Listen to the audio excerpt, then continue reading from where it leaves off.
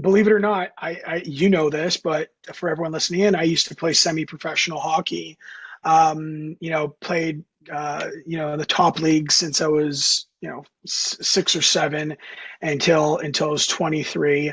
And after my retirement, um, I was on, my fitness journey for sure came to an end. So I was eating the same, the calorie consumption remained the same, but my workouts drastically came to an end. But I did start recently prioritizing my physical and mental health when I noticed I quickly gained 50 pounds.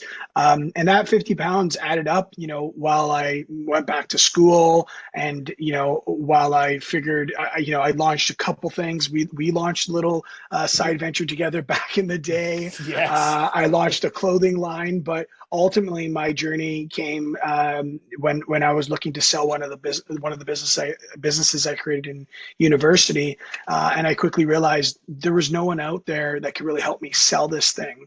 So I said there has to be a better way for a small player like me, a more resourceful, a more supportive, and a more seamless way just to get the attention of a potential buyer, because there are people out there that are operators more than creators, and they want to create, they want to buy something that exists and they want to grow it from there. And we call that entrepreneurship through acquisition, right? Mhm. Most people are familiar with the traditional story of entrepreneurship where, some young person builds a business in their garage and becomes a billionaire overnight in Mhm. quotations.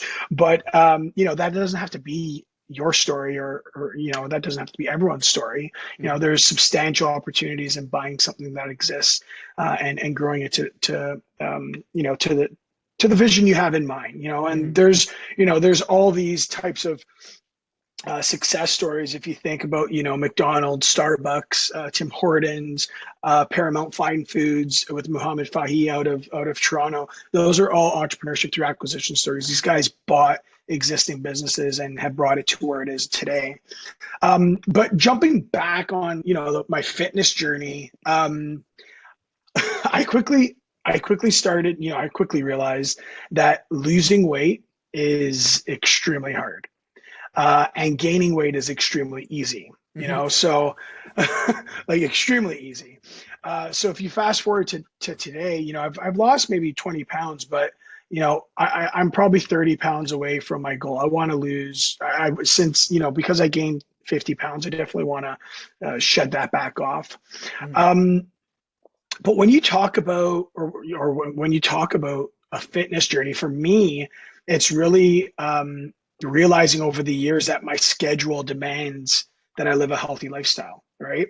Mhm. I think a healthy lifestyle, it allows me to stay positive, be creative, and think cohesively. And there's no disputing that, right? And there's no disputing that you need to make time for workouts, whether it's physical or mental, just like you make time for meetings, right?